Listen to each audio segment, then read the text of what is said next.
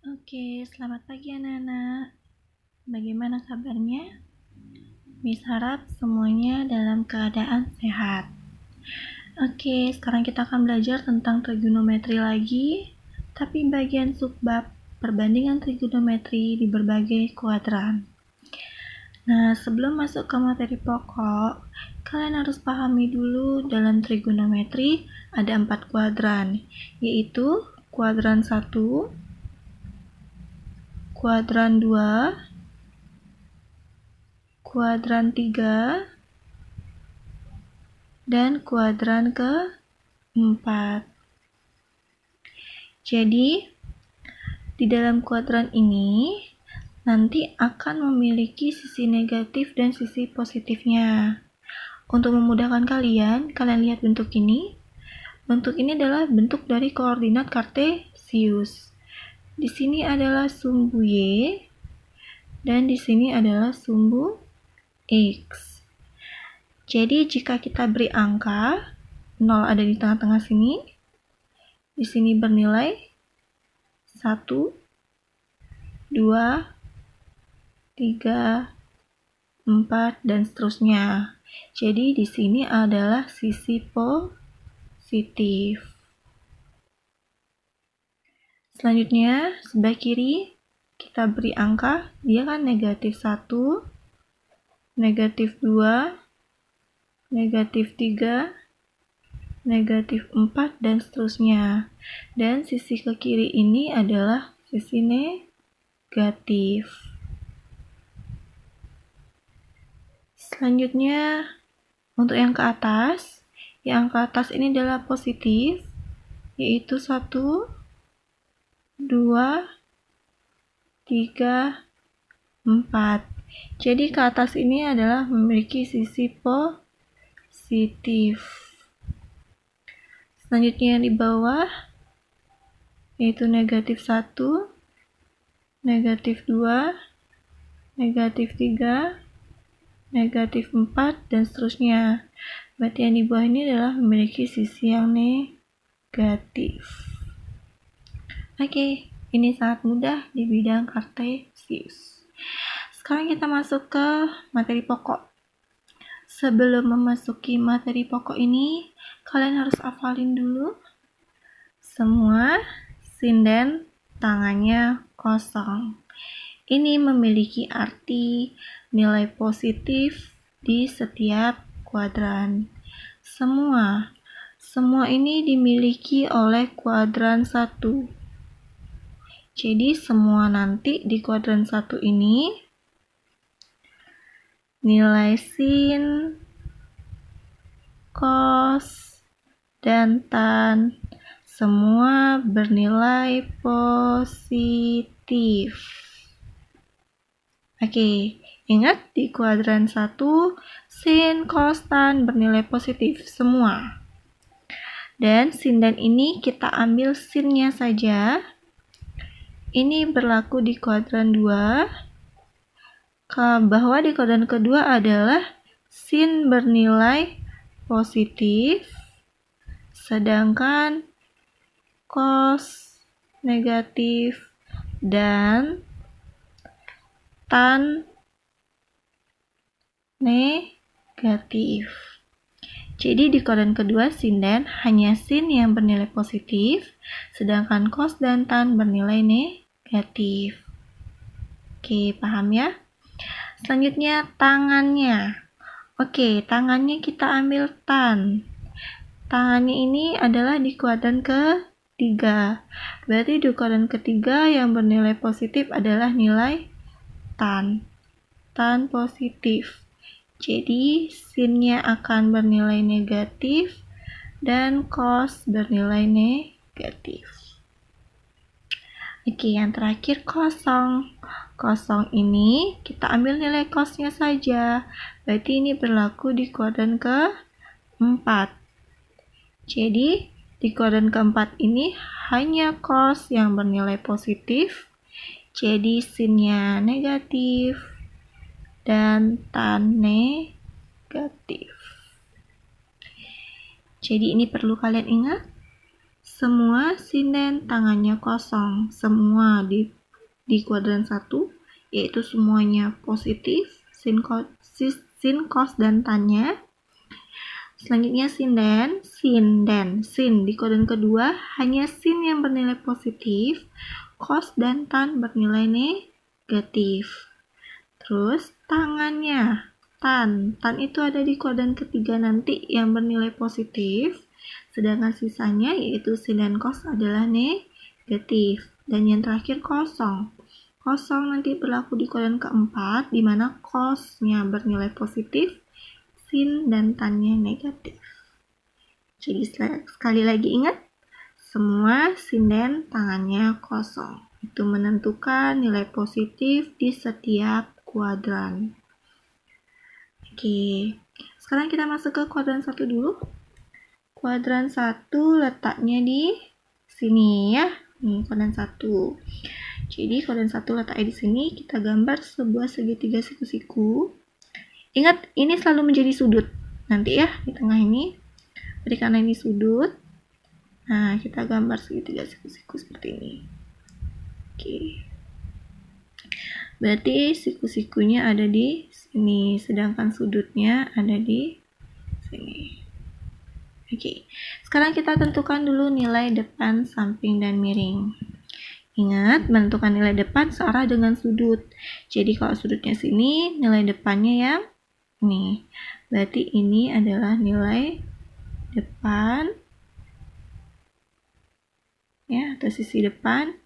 Ini sisi miring, dan ini sisi samping. Oke, jadi agar mempermudah hal itu, kalian harus ingat, boleh pakai pemisalan. Misalkan kalian misalkan dengan X, depan dimisalkan dengan Y, dan miring dimisalkan dengan R. Jadi di sini depannya ini dulu, perhatikan, ini kan sumbu X, sedangkan sumbu X di sini adalah bernilai positif. Jadi nanti nilainya adalah positif. Itu kan X, berarti itu nanti bernilai positif X. Selanjutnya ini yang tegak ini adalah bernilai positif. Jadi nanti depan atau yang lurus dengan tegak ini bernilai positif. Jadi depannya itu adalah positif Y. Dan nilai miring tetap positif R. Oke, miring itu nanti nilainya tetap positif ya. Yang bernilai negatif nanti yang berubah adalah samping dan depannya. Ingat, ini kan tegak. Sedangkan tegak ke atas ini kan positif, jadi depannya nanti positif Y, dan garis tidur atau posisi sumbu X-nya ini yang ke kanan adalah bernilai positif, jadi sampingnya adalah positif X. Sehingga nilai sin itu apa? Sin demi. Depannya Y per miringnya R. Oke, jadi sin di sini bernilai positif ya. Selanjutnya cos. Cos itu apa? Cosami. Jadi sampingnya positif X, sedangkan miringnya positif R. Jadi cos di kuadran 1 bernilai positif. Lagi satu, tan. Tan itu adalah desa. Jadi depannya Y dan sampingnya X. Jadi positif juga. Nah, seperti ini semua. Jadi di kuadran 1 semuanya bernilai positif. Sin, cos, tan bernilai positif. Oke, sin adalah positif Y per R, cos positif X per R, dan tan positif Y per X. Oke, paham ya semua? Selanjutnya kita masuk ke kuadran kedua. Di sini kuadran 1 dan di sini adalah kuadran kedua. Jadi ingat sudutnya ada di sini, maka gambarnya seperti ini. Gambar segitiga siku-siku di kuadran kedua. Ya. Jadi sudutnya ada di sini. Dan ini adalah nilai siku-siku. Oke, ingat. Sudut adalah berarah dengan nilai depan. Nih, nilai depannya. Berarti ini adalah D. Selanjutnya, ini adalah sa. Dan ini adalah mi atau miring. Oke, masih ingat? Sa itu adalah X. Kita lihat sa di sini. Di diagram, di bidang kartesius, jika mengarah ke arah kiri, maka dia bernilai negatif. Dan sa kebetulan letaknya sebelah kiri. Jadi sa ini bernilai negatif. Negatif apa dia? Negatif X. Karena sa itu dimisalkan dengan X, jadi sa ini bernilai negatif X. Oke. Selanjutnya, depan. D-nya ini kan kalau ke atas dia bernilai positif. Nih, kalau ke atas kan bernilai positif. Jadi D-nya adalah positif Y. Ini D, positif Y. Dan mi positif R. Oke, mi positif R ya. Jadi, dapat kita simpulkan sin di kuadran kedua. Sin itu apa? Mi. Depan per miring. D-nya Y. Dan miringnya R. Oke, selanjutnya cos. Cos itu sa mi. Sampingnya negatif X. Miringnya R. Oke, hanya ada satu negatif, kita taruh dia di depan, berubah jadi negatif X per R. Ya, negatif X per R. Oke, selanjutnya nilai tan alfa sama dengan tan itu adalah desa, depan itu adalah Y, dan sa itu adalah negatif X. Oke, karena hanya ada satu negatif, bisa kalian pindahkan ke depan, jadi negatif Y per X. Oke, coba kita lihat yang ini. Semua sinden. Oke, sinden ada di kuadran kedua. Ternyata yang bernilai positif hanya sin, dan sisanya negatif. Kita lihat, benar nggak sin positif? Oke, jadi sin di kuadran kedua adalah bernilai positif, sedangkan cos dan tan bernilai negatif. Ingat sinden. Sinden itu ada di kuadran kedua, sin. Sinden, ambil kata sinnya, dia bernilai positif. Oke, selanjutnya kita masuk ke kuadran ketiga. Kuadran ketiga berarti ada di sini. Kuadran ketiga, ingat ini alfanya atau sudutnya, berarti gambarnya seperti ini.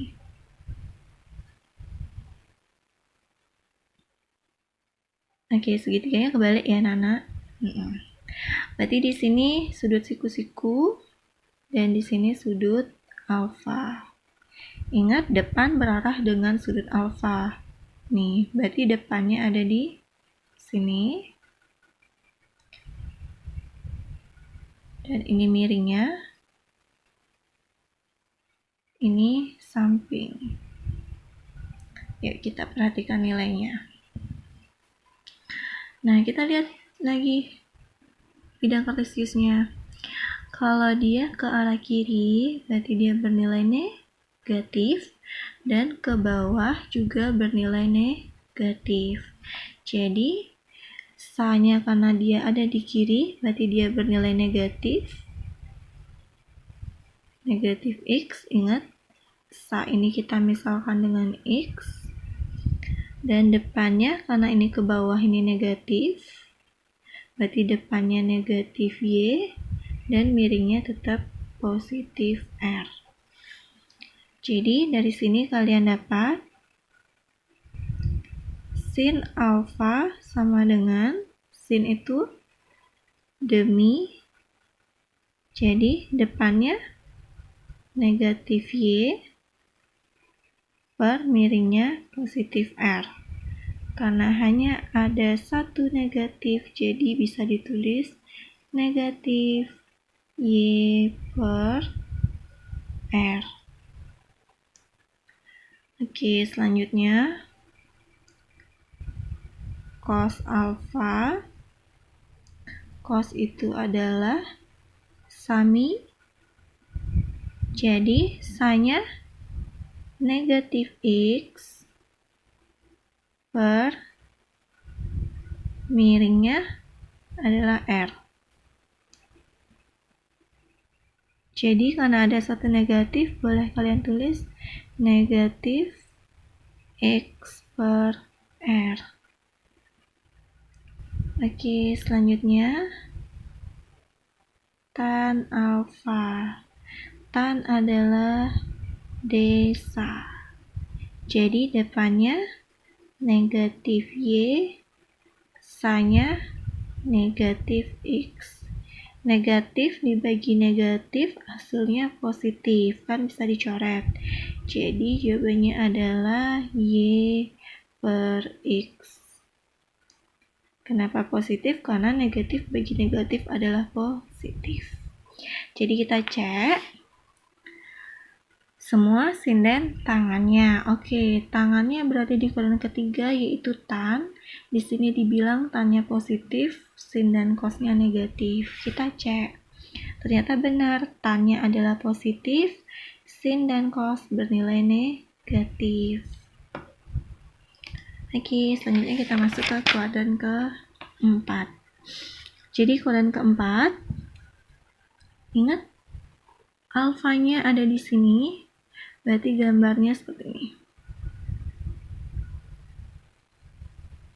Oke, siku-sikunya ada di sini. Sini adalah posisi alfa. Jadi alfa searah dengan nilai depan. Berarti ini sa, ini mi, ya, ini miringnya. Oke, depan kita perhatikan adalah ke kanan. Jadi di saat ke kanan dia akan bernilai positif. Dan depan dimisalkan dengan Y. Berarti depannya ini adalah positif Y. Selanjutnya, yang ke kanan ini adalah sa. Berarti sa ini bernilai ke kanan, sa itu bernilai positif. Jadi sa di sini adalah bernilai positif. Sa adalah X, berarti positif X. Selanjutnya baru kita perhatikan D. D ini kan turun. Nah, kalau turun ini adalah nilainya negatif. Jadi depan di sini bernilai negatif Y. Dan miringnya adalah R. Oke, perhatikan lagi sekali Miss ulang.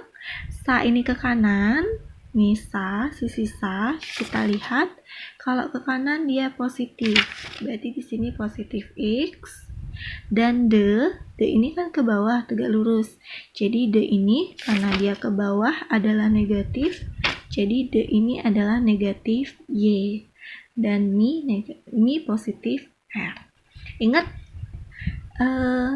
sisi miring selalu bernilai positif R. Dalam kuadran 1, 2, 3 sisi miring tetap positif R. Oke?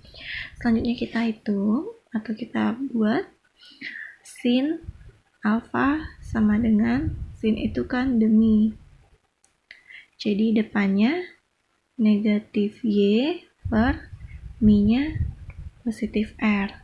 Karena ada satu negatif, berarti di sini jadinya negatif Y per R. Selanjutnya, cos alfa sama dengan cos sami. Sampingnya X, positif X, miringnya R. Berarti X per R atau positif X per R. Yang terakhir, tan. Tan ini adalah desa. Jadi depannya negatif Y per sanya X. Karena ada satu negatif, berarti negatif Y